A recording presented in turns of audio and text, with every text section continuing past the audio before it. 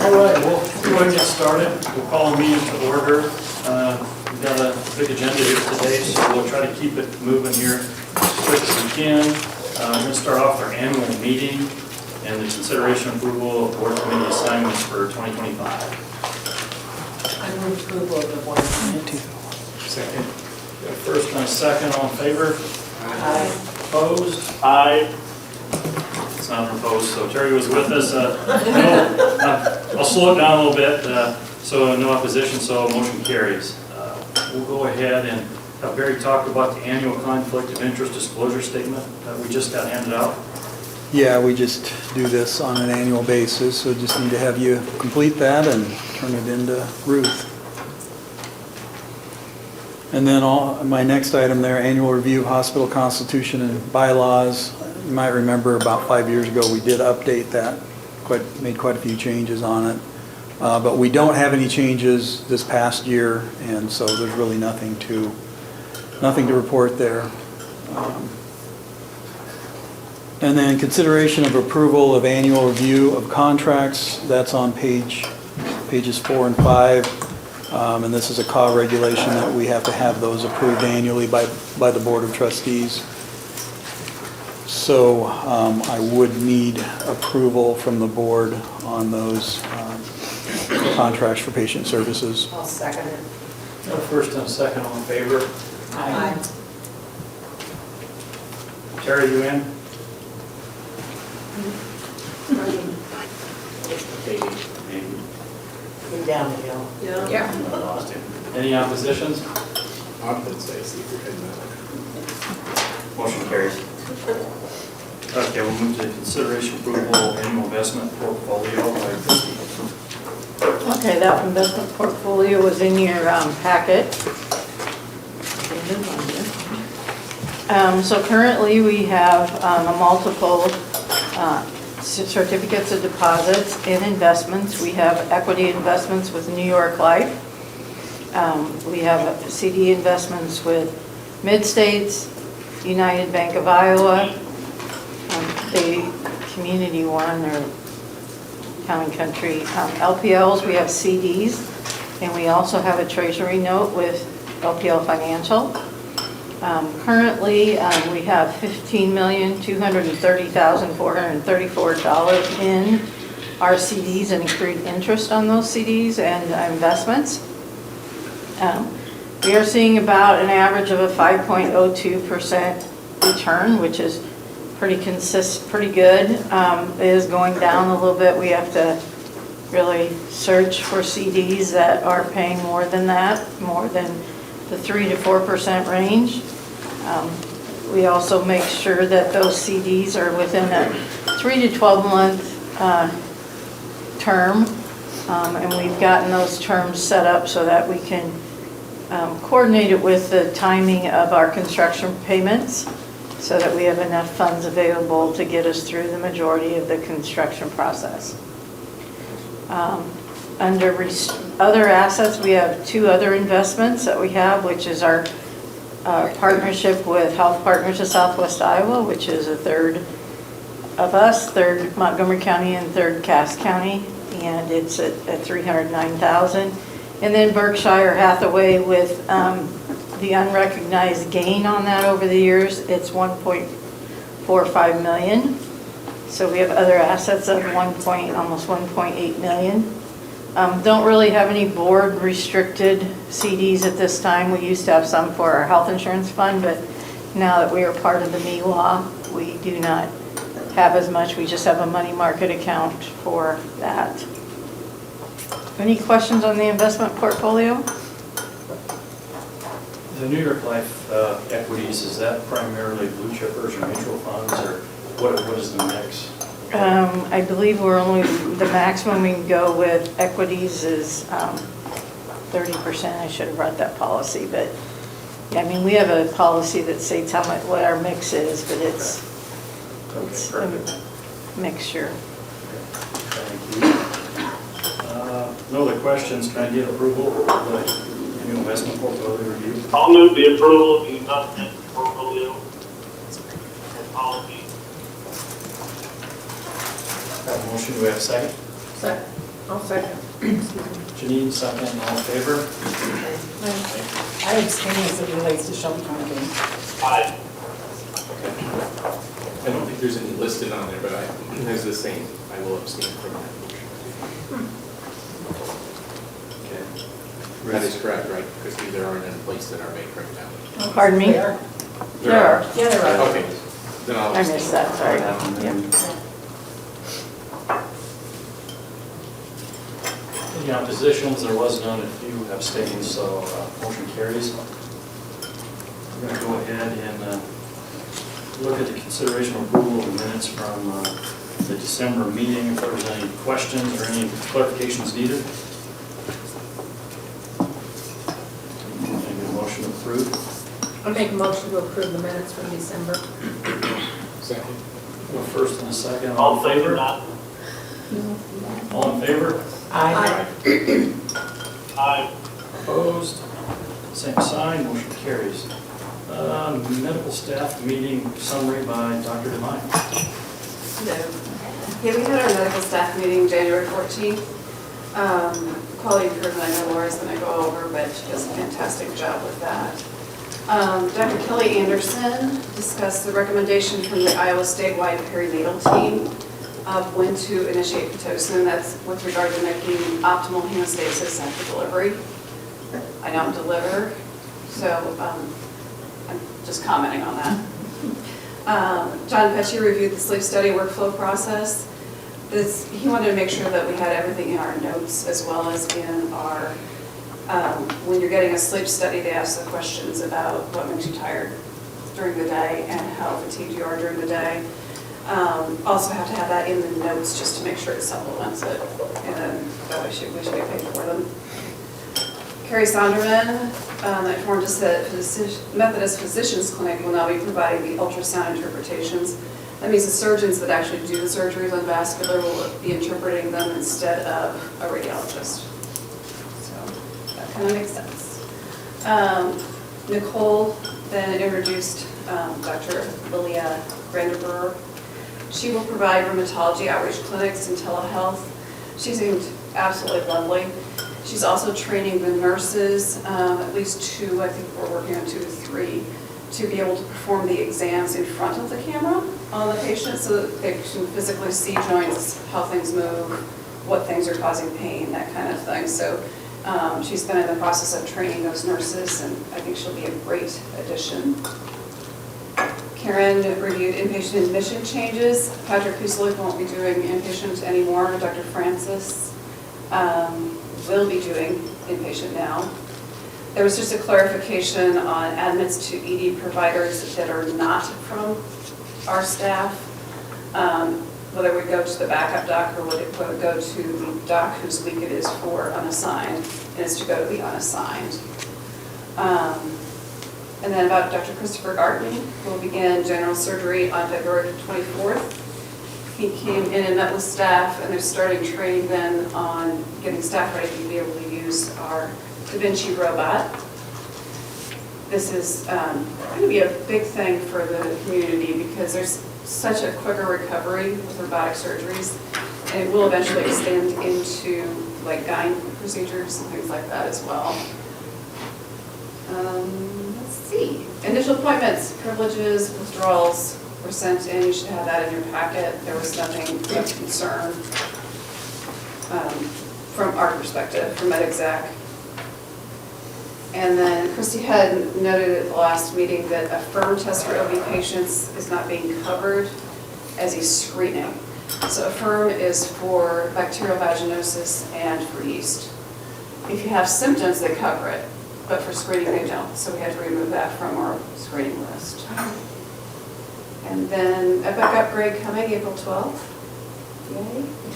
And that concludes our meeting. Any questions? Awesome. If no questions, thank you, Dr. Devine, for that report. Now we'll move to the quality improvement report by Laura. Our last system-wide QI meeting was last week on January 22nd. We had 15 departments report. Behavior health is evaluating no-show rates, coordination, and substance abuse documentation. They've been working really hard on reducing their rate of no-shows and did meet their goal. As they reported at that meeting.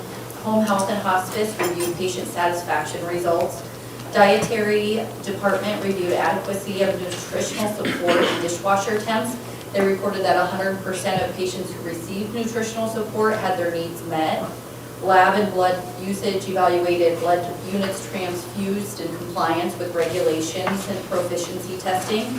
Medical records has been evaluating all of the ED documentation and coding for that for OB and surgical assistant coding. They've really seen consistent and sustained progress there, and that looks really good. Cardiac rehab monitored 6-minute walk test and exercise level improvement and reported that 100% of their patients reported an improvement after cardiac rehab. And then infection prevention monitored healthcare acquired infections and compliance with hand hygiene, and that was at 100%. And that's what I have in my report. All right, thank you, Laura. Now we'll go to the consideration or approval of suggested medical staff bylaw revisions. And then we have Barry. Yeah, on pages 14 and 15 are some bylaw revisions that have gone through medical executive committee, as well as the full medical staff has approved these. So now the board is required to approve those as well. And they are highlighted again on page 14 and 15. The first one has to do with residing within 30 minutes of the hospital. That is a requirement, but we're making an exception for the general surgeon and the employed ER dedicated providers. Would not have to live within 30 minutes of the hospital. That's one of the changes. The next one has to do with ensuring that a complete history and physical examination in all cases be written or dictated within 36 hours instead of 48 hours. Then we comment again in a different paragraph on page 15 regarding the exception for residing within 30 minutes. We are changing the name emergency room to emergency department. And then the last item has to do with requiring physicians to attend medical staff meetings and operating committee meetings. We used to have 6 in a quarter. We would have a medical staff meeting and an operating committee meeting each month. So there would be 6 in a quarter. We combined those meetings here a year or so ago, so we just have 1 meeting each month. And we were requiring them before, we were requiring them before to attend 4 of the 6, and now we're changing that to 2 of the 3. So those are the revisions that we would like to have the board approve. So, Second. First and second, all in favor? Aye. Aye. Opposed? Same sign. Motion carries. We'll go to consideration of approval of personnel committee report credentialing by Janine. The personnel committee met previously. We had approved 4 initial appointments, 7 reappointments, 1 additional privilege, and 1 voluntary withdrawal. Make a motion for the approval of this personnel committee meeting, report, excuse me. Second. All right, first and second, all in favor? Aye. Aye. Opposed? Same sign. Motion carries. We're going to go to the CEO report for the consideration and approval of the ambulance services contract with Shelby County. Barry will take care of that. Yeah, on page 16 is a proposed agreement with Shelby County Ambulance Service for basically interfacility transfers. And just looking at that, we're proposing a fee of $100,000 per year. It's actually a 5-year contract, so it would start July 1 of 25, and that first year would be $100,000, and then each year after that, it'll go up by $5,000.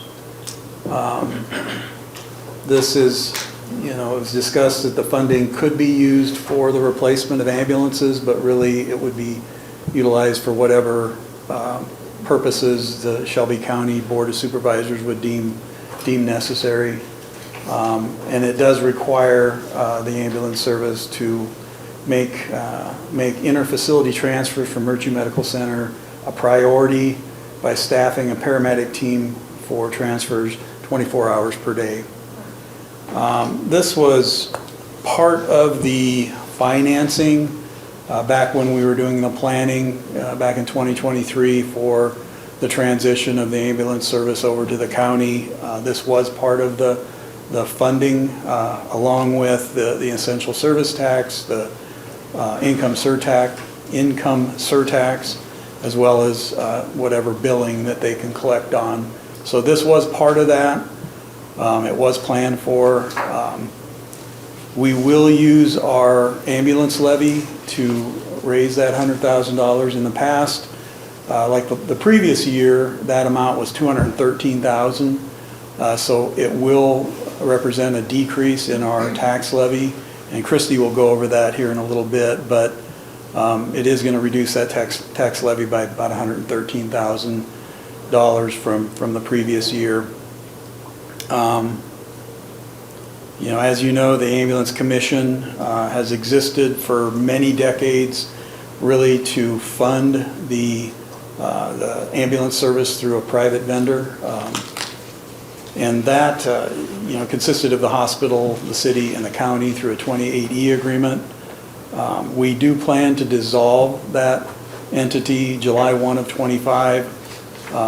There are a couple of ambulances that are still owned by the Ambulance Commission, so once we dissolve that commission, those will be deeded over to the county. They're of course using those ambulances right now, but once that commission no longer exists, we'll deed those ambulances over to the county at that point. As a part of the new arrangement, there was an advisory council of seven members that was set up to basically provide input to the Shelby County Board of Supervisors on the operation of the ambulance service. The hospital has one representative. Jenny and I have kind of taken turns being that representative, but right now Jenny is serving as our representative, and she is the chair of that council. Jenny, maybe you want to just make a few comments on how things are going with the new ambulance service. Yeah, sure. We've been up and running for a little over a year now, and I think really it's going very well. Clinically, they are providing excellent service. Dr. Mark and I meet with them monthly to review cases, so clinically they're doing great. Transfers have been going really well. They've been holding that part of the agreement and providing those transfers for us, and we've had some really busy transfer months lately. And I just think overall, they're doing a great job clinically, and they really want to do well. And we're working on policies and procedures and all of that, so I think it's coming together nicely. You guys talked about one transfer, guarantee a transfer per day, or always on staff. Have you run against that, needing more than one? We do a good job of prioritizing which transfers go. Often we'll have 2 or 3 that need to go, but we can send the most critical first. Not long ago, we had 6 in a day. That was a lot for them, but we were able to stagger and make it work and still not have to use a helicopter unnecessarily. Would they have coverage for more than one? Yes, so they staff 3 crew members on all the time, so a paramedic and an EMT, and then another paramedic. So then they lean on Harlan Fire for that 4th, like a driver or EMT. Yeah. So yeah, they've been doing a really good job making sure that we're covered as a county.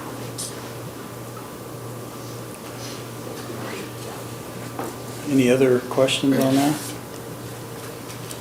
So the Board of Supervisors has approved this agreement.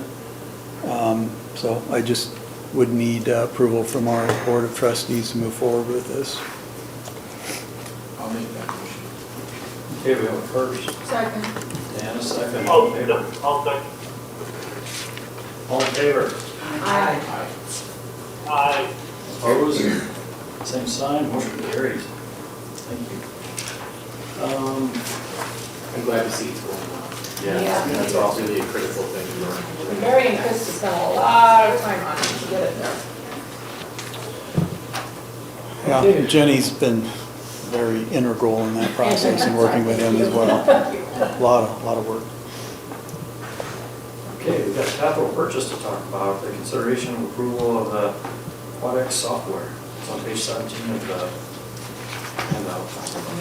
Yeah, so Quadex is a software that we use to basically scrub our claims. And it submits the claims to our payers electronically and then remits that come back with either full payments or denials or requests for additional information, all processed through that system. We used Change Healthcare, and as you recall, they were hacked into and were unavailable to us for probably at least 4 months this summer. So we used Quadex during that time. So it was nice that we got to vet them out a little bit more than you would most vendors, because they did sign a short-term contract at that time. Staff likes it. It's something that several of the cohorts are going to. So we will integrate it within Epic, so which kind of means right now Change is not integrated, so if you make an adjustment on a claim in Change, it doesn't necessarily get reflected in Epic. So this way the integration will make sure that both systems are exactly the same. So I believe there's three of the other cohorts, so 4 of us will split an SOW to statement of work to integrate that, so then the cost is lower for us for that integration. At the time this was prepared, we hadn't gotten that SOW, but it came yesterday and it's $4,750, which is probably over and above what it'll cost us. Those SOWs usually come in a lot higher than what it actually costs us, but that is on top of it. The staff, we have some staff that have been really integral in testing the program and they really like it. Other staff, of course, it just takes a little bit for change. But overall, with it integrated in Epic, and fortunately too, it is considerably lower cost than the changes. A 5-year contract, it's $2,760 a month based on our current volumes of claims. If our claims really go up, then it could cost more. If it goes $2,760 is our minimum. 5-year period estimated cost would be $165,600 plus annual increases. Change currently right now is $6,120 a month, so it'd save us about $40,000 a year. So we'd like to propose the approval of signing that 5-year contract with Quadex. And our change contract has expired? It's expired, it's old, we've had that for a long time. So yeah, we have 60 days to terminate. Okay. And we've been using Quadex since the breach, so a lot of our history is already within Quadex, so there's not as much information because those claims that are in Change are old enough now, they're either completed or very few, and we will have access to our data in there for a while if we need it. So you still have claims in Change also then? We do, some that we're still working, but we'll continue to have access to that. We can download that information. But they won't be billable hours anymore at that point? Correct. Correct.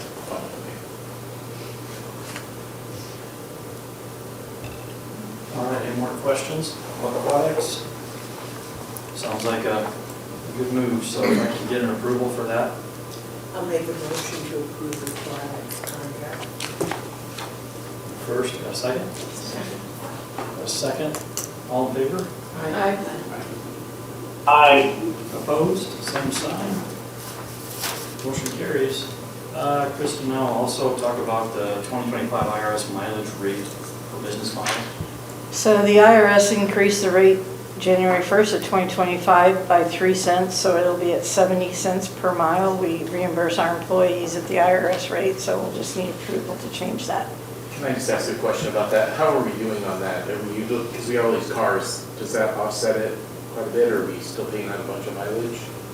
No, we generally only pay out mileage if another vehicle is not available. We try and monitor it. There's probably sometimes it doesn't. We've lost a vehicle over at PT due to hail damage that we had.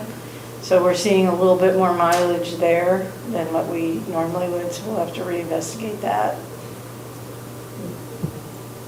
Hail damage because you're not replacing it then? They totaled it out? Yeah, we do. They totaled 3 cars, I believe, 2. Okay. So we've only replaced 1. You need a motion on that? I'll Yes. make a motion.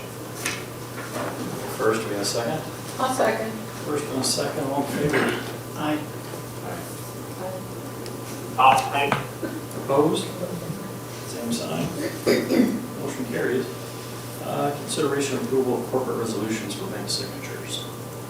So we do corporate resolutions for when we change signatures in our bank. We have, Brenda Freeze retired, so we needed to update everything for the appropriate signatures, and so we will be, so to Barry, myself, for access to transfer funds or do anything like that, and then Jan and Mike.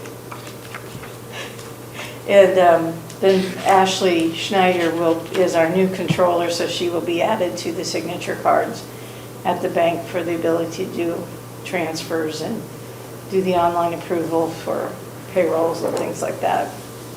I'll make that motion. Okay, first and a second, all in favor? You in, Terry? Any oppositions? Same sign? Motion carries. Consideration of approval of monthly financial statements by Christie.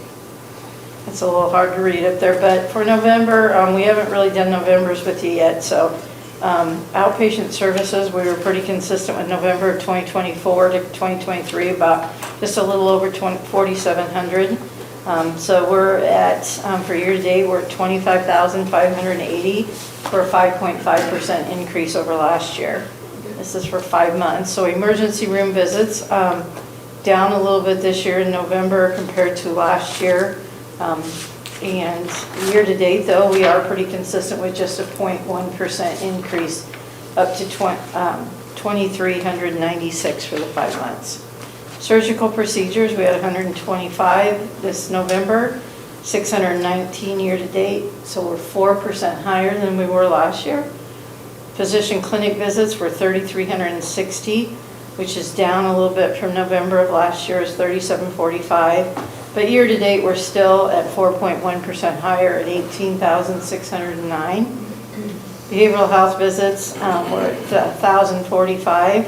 Year-to-date, we're at the end of November, we're at 5,678, so we were down about 4.5%. Average daily census was 7.03 patients per day. Year-to-date, we're at 7.24, and 7.33 last year, so we're down 1.2%. Births, we had 13 in the month of November, compared to 6 last year. We've had 52 this year compared to 31 last year. So for November of this year, we had 4.9 million in net revenues, 4.7 million in net operating expenses, $247,000 in net non-operating. So we had a net income of 476,000 roughly, compared to 536 last year for November. Year-to-date, we're at 13% higher for our net operating revenue at 25.2 million. Net operating expenses were at 24 million, 1.1 million in non-operating net, so we're at 2.5 million in year-to-date for the first 5 months compared to 924,000 last year. Any questions on, I guess we do have the 4-year comparison up there? What's the big jump this year again? It's that direct Medicaid directed payments. I mean, we're having a pretty good year service-wise too, but the Medicaid directed payments is a significant portion of that. You back those out and figure out where you're at in comparison without that? I could for 6 months. It's roughly about $1 million a quarter. So right on track. So we would be at, Really close. $500,000. So for the 5 months compared year to date, we just continue to see increases in our outpatient visits. Put some percentages in there. ER visits were, in 2021, we were at 2,000, now we're at 2,396. Surgical procedures, we've seen an increase from 2021 of 589 to 619. Physician clinic visits, we had 17,165 back in 21. This year we're at 18,609. A little bit down in behavioral health visits, we were at 6,065 in 21, and we were at 5,678. Our average daily census is down from 10.24 patients per day to 7.24. Versus 39 in by November of 2021, and in this year we're at 52. Net income from all sources ranged from 2.1 million in November of 2021 to 2.5 million this year. You have the balance sheet and income statement in your packet. So for December, now this is our 6 months, so we're halfway through the fiscal year. In December of this year, our outpatient visits were roughly 340 more than they were last year, so they were at 4,864. Year to date, we're still showing increase of 5.9%. ER visits picked up to be comparable to December of last year at 563, and we're up at 0.1%, so we're at 2,959 for the year. Surgical procedure was down a little bit in January, 72 compared to 121 last year, so we are down. That made a big swing in our increase. We're year-to-date negative 3.5%. Physician clinic visits were 3,658. Year-to-date, we're at 22,267. That's 2.6% higher than last year for the same 6-month period. Behavioral health visits were 1,147 for December of this year, 6,825 year-to-date. That's a decrease of 4.9%. Average daily census this month was kind of high at 8.04 patients per day compared to 10.6 last year, but still running a little bit higher. So we're at 7.37 year-to-date compared to 7.89. So we're at a negative 6.6% decline in that. First, we had 10 in December of last year. We're at 62 this year compared to 41. So that's over a 50% increase in the number of babies that we've had this year here. Net operating was 5.5 million. Net expenses was 5.1 million, and our net non-operating was 66,000. So we're at 384,597 for December of this year, at 182,000 last year. Year to date is 2.8 million in net income and 1.1 million in net income in December of 2023.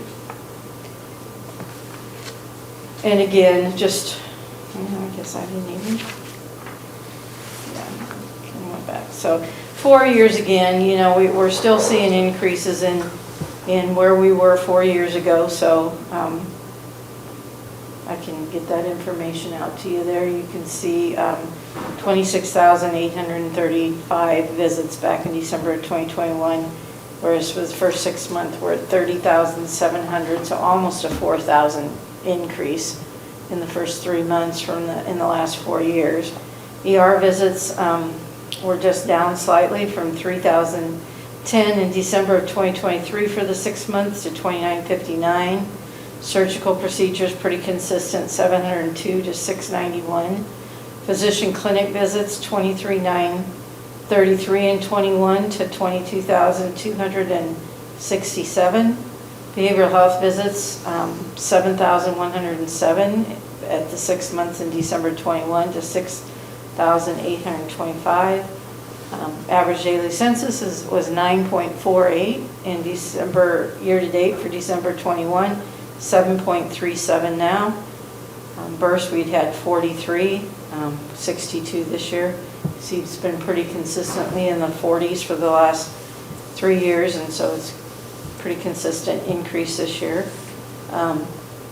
Net net income from all sources, we were at 2.7 million in December of 2021 and 2.8 million in December of 2024.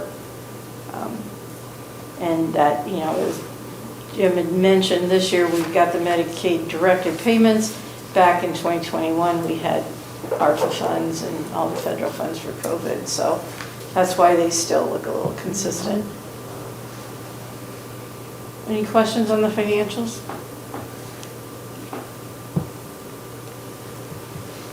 All right, no questions. Can we get approval of the November and December monthly financial statements? I make that motion. I'll move. Okay, we have a I'll first second the and motion to approve financials. a first and a second. All in favor? Aye. Aye. Opposed? Same sign. Motion carries. Christie will now do the approval of payroll claims for November and December. I had no questions, nothing significant to note, so pretty consistent. Approval of the payroll in November. Okay, we got a first, we got a second. Second. First and a second, all in favor? Aye. Opposed? Same sign. Motion carries. Okay, now the consideration approval for the publication of public hearing for the tax asking. Okay, it's time again to do our tax budget, which is different than our operating budget. We get our operating budget approved in June, but tax budget needs to be to the county auditor by the middle of March, and we have to have a publication for our meeting. So the 25-26, I did hand out, we always talk about where we are in consideration of where our other county hospitals in the state of Iowa are based on our dollars levied. So I flipped around your handout here. So flip to the second one. It says sorted by the total rate. This is up here on the screen is the tax rate. We are 15th lowest in the state for the tax rate, so pretty consistently there. We do not have any of the hospitals around us that are any lower than us on our tax rate, so pretty consistent with our peers we're lower than our peers in our area. If we look at the dollars that tax rate generates, we last year, so this is last year, so it's we had 1,164,000 that was generated from tax asking. That is the 10th lowest tax asking dollars wise in the state of Iowa for the public hospitals. So that's where we are for our tax rate and tax dollar asking compared to other hospitals within the state. So when we look at how our numbers have gone, the taxable valuation for our tax base that we tax on went up $34,893,409. So we're currently taxing at a valuation of $1.1 million. Our tax rate for this fiscal year we're currently in was $1.08377 per thousand valuation. Next year we're proposing to do it at 94.7 cents. So we were going to see a 13.666 cents reduction in that. And as Barry had mentioned, well, that's completely backwards there, but anyhow, our ambulance tax asking last year was $213,762, and this year we would be asking for $100,000 to meet that contract with the county. So it's a reduction of $113,762 there. And our ambulance tax last year was at .19899 per thousand, and this coming year it would be proposed to be at .09016. So we see a little over 10 cent per thousand decrease in that levy for ambulance. So our property tax calculated funding for this year was, like I said, the $1,164,000. This next year at the reduced rate, we would be asking for $1,050,452, which is a reduction of $113,760. We've kind of just taken the premise that we want to just kind of keep our rate as the value goes up. We want to keep our rates pretty consistent and our tax asking pretty consistent. So the public notice that will go in the paper to be published February 7th would be to I need the board to set the public hearing date for our next board meeting, which is February 25th at noon in the Alba room here at the hospital. I'll make a motion to accept that hearing date. Second. Okay, we have a first and a second, all in favor? Aye. Aye. Opposed, same sign. Motion carried. Okay, if there wasn't, Barry, did you have anything you need to talk about before we go into closed session? No. Iowa code? No. Get a motion for closed session? I will be going to closed session on this one, 21.51L. We'll get a first and a second, we'll do roll call, start with Jim. Aye. Aye. Aye. Kate, aye. Alrighty. We're going to closed session, thank you.